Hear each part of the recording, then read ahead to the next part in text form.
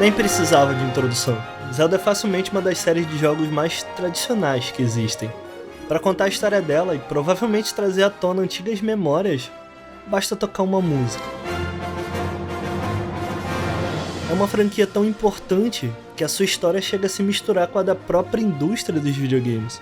Até mais do que isso, a sua história se mistura à minha. No meu imaginário, Zelda sempre foi mais que um jogo. É como se um mito tivesse sido criado fora da tela. Uma coleção de grandes aventuras.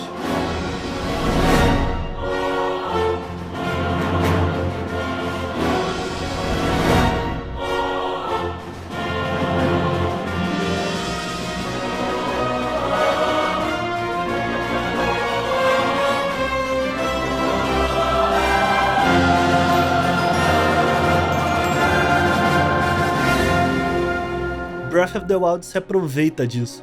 A realidade é que ele é um jogo incompleto. O jogador em tempo real, que é o ator e autor de tudo que acontece na tela. As melhores histórias que o jogo conta são as nossas.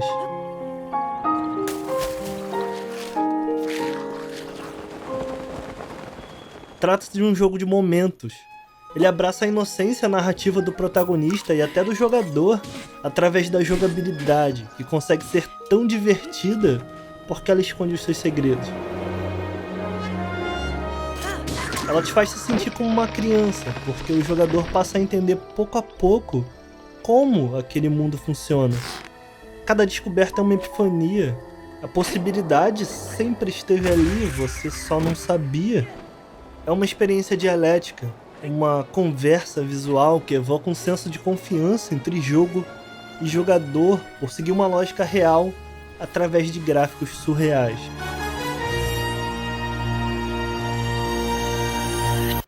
Uma apresentação que torna suas mentiras em verdade. É isso que faz da experimentação tão divertida e incentivada. Todas as regras estão lá para serem quebradas. É um jogo que nunca diz não ao jogador. Será que eu posso subir até o topo daquela montanha? Será que eu posso descer esquiando daqui com meu escudo? Será que eu posso roubar as armas dos inimigos que estão no chão? Jogos recentes de mundo aberto estão sempre preocupados em oferecer pequenas recompensas espalhadas por todo o mapa, transformando o jogador basicamente em um caçador de ícones. Breath of the Wild respira através do seu vazio. Ele não é sobre o que você pode encontrar, mas sobre o que você pode deixar de ver. Isso torna cada descoberta em um momento realmente íntimo. Breath of the Wild é sobre inocência, mas também sobre o pesar do amadurecimento. Ele entende que a algia, no final das contas, significa dor, revisitando o passado só para quebrar convenções e assim forjar o futuro da franquia. Meu nome é Ricardo e essa não é uma análise. É a história de 3 jogos que evocaram uma progressão emocional em mim e como eles fizeram isso. Essa é a história de um bruxo, uma princesa e seus horizontes.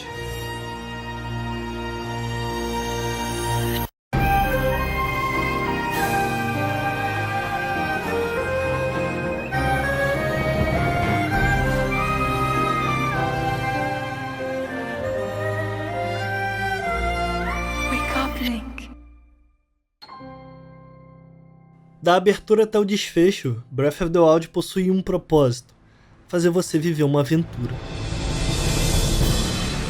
De muitas maneiras, o jogo reflete o que Zelda sempre quis ser. Livre das suas tradições, o jogo toma a liberdade de pegar emprestado diversos elementos de outros jogos sem deixar de parecer um jogo da série. Uma jornada de crescimento em que a progressão não está atrelada a números dentro do jogo, sim fora. Lutar quase não é incentivado, já que as armas, mesmo as mais fortes, quebram conforme são usadas. Para ficar mais forte, você precisa explorar. Zelda sempre abraçou o conceito do nascimento de um herói, mas nunca desse jeito. Breath of the Wild faz questão que você sinta e entenda as coisas como Link, usando muitos dos conceitos aprendidos ao longo de seus 30 anos de história de uma forma diferente. Um redescobrimento da sua própria essência. Para repensar o passado, a Nintendo recriou o passado.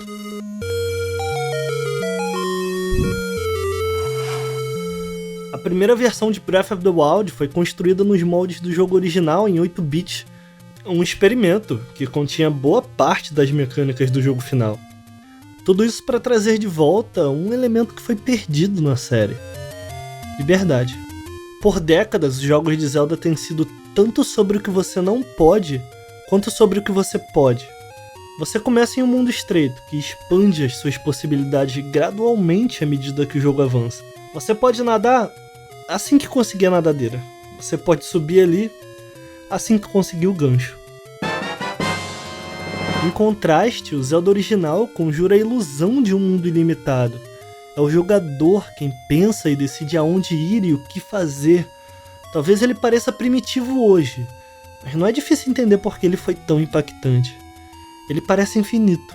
É fácil se perder no seu mundo imersivo que pede para ser explorado. O jogo funciona tão bem porque cada mudança de tela apresenta uma nova oportunidade de descoberta.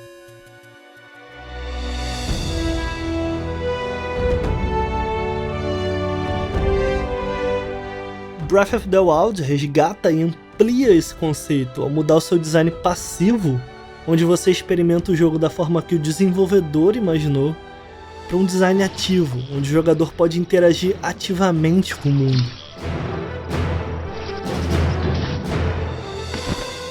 Assim que se dá o primeiro salto, você está pensando em qual será o próximo passo. Seja explorando ou em combate, quem joga está sempre planejando, interagindo e descobrindo. Uma jogabilidade multiplicativa onde a combinação da ação do jogador e a reação do mundo pode gerar diversas possibilidades. Ao abraçar as escolhas lógicas que o jogador pode fazer enquanto explora, Breath of the Wild reinventa a noção de quebra-cabeça em Zelda. O prazer de explorar e descobrir não se limita apenas às tradicionais dungeons, e sim ao jogo inteiro, passando a sensação de que há sempre um novo segredo, tesouro ou aventura a ser encontrado.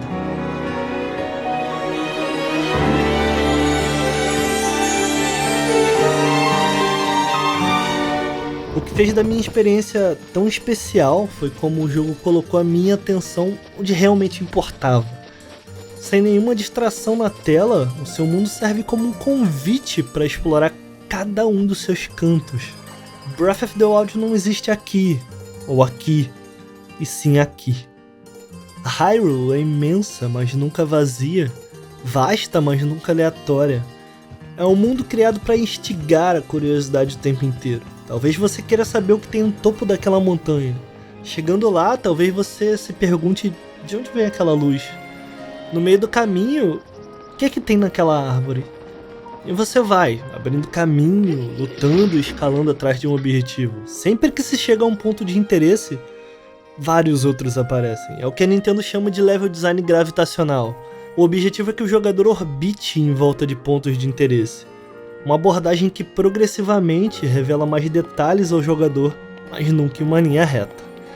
Isso incentiva momento a momento a exploração de todo o mapa. Essa é uma das formas com que o jogo converte os seus limites em um atrativo. Muitos jogos de mundo aberto veem tamanha importância em guiar o jogador que acabam desencorajando a exploração além do seu aparente limite. A tentativa de esconder localidades importantes ou até pouco detalhadas, como se o que o desenvolvedor quer fosse mais importante do que a vontade do jogador. Em Breath of the Wild, o jogador é um aliado, não é um obstáculo. A curiosidade é celebrada, em vez de restringida.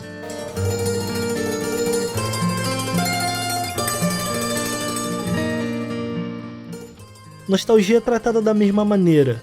Lembranças do passado e da franquia estão espalhadas por todo o mapa. Os rastros do mito criado entre você e a série dão propósito à nostalgia. Um vazio que fala. A ambientação possui um tom melancólico. A Hyrule apresentada não está simplesmente destruída, mas esgotada do ciclo de lutas entre o bem e o mal. O tema aqui não é o de destruição, mas sim de exaustão, que pode ser sentida através da verdadeira protagonista do jogo.